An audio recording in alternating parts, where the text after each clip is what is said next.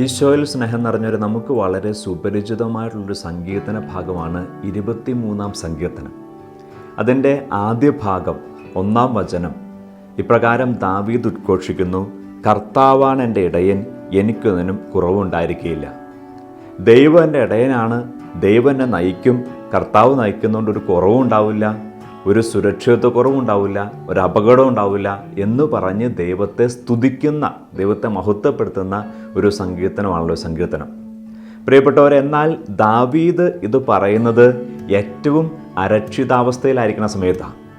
അവന് ഭക്ഷണം പോലും കിട്ടാത്ത അവസ്ഥയിലായിരിക്കുമ്പോഴാണ്, അവൻ ഒളിച്ചോടുന്ന അവസ്ഥയിലാണ്, അവൻ മരണത്തിൻ്റെ മുമ്പിൽ നിൽക്കുമ്പോഴാണ്, നിഴലുപോലെ അവൻ്റെ പുറകിൽ മരണം അവനെ പിന്തുടരുമ്പോഴാണ് ദാവീദ് പറയുക: കർത്താവാണ് എൻ്റെ ഇടയൻ, എനിക്കൊന്നിനും ഒരു കുറവുണ്ടാവില്ല എന്ന് പറഞ്ഞാൽ ദാവീദിൻ്റെ മുമ്പിലുള്ള യാഥാർത്ഥ്യം അപകടമാണ്, സുരക്ഷിതത്വമില്ലായ്മയാണ്, ഒന്നുമില്ലായ്മയാണ്.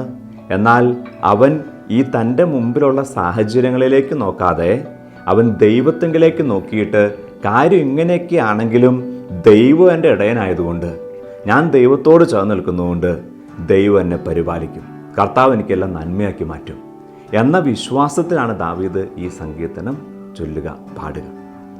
നമുക്കറിയാം, അതുപോലെ തന്നെ അവൻ്റെ വിശ്വാസം പോലെ തന്നെ അവൻ്റെ ജീവിതത്തിൽ സംഭവിക്കുകയും ചെയ്തു. നമ്മുടെ ജീവിതത്തിൽ ഇതുപോലെ എല്ലായ്പ്പോഴും നന്മയുള്ളപ്പോഴും തിന്മയുള്ളപ്പോഴും കർത്താവിൻ്റെ ഇടയനാണ്, കർത്താവിൻ്റെ ആശ്രയം, കർത്താവിൻ്റെ ബലം, അതുകൊണ്ട് എനിക്കൊന്നും കുറവുണ്ടാവില്ല എന്ന് പറയാൻ പറ്റുമെങ്കിൽ, എന്ന് പറഞ്ഞ് കർത്താവിനോട് ചേർന്ന് നിൽക്കാൻ പറ്റുമെങ്കിൽ, വിശ്വാസത്തിൻ്റെ, ആരാധനയുടെ, കർത്താവിന് 1-ാം സ്ഥാനം കൊടുത്തുള്ള ജീവിതം നമുക്ക് നയിക്കാൻ പറ്റുമെങ്കിൽ, പ്രിയപ്പെട്ടവരെ, നമ്മുടെ ആ ദൈവവിശ്വാസം നമ്മുടെ ജീവിതത്തിൽ പൂർണ്ണമാക്കപ്പെടുക തന്നെ ചെയ്യും. ഈശോ നമ്മെ അനുഗ്രഹിക്കട്ടെ.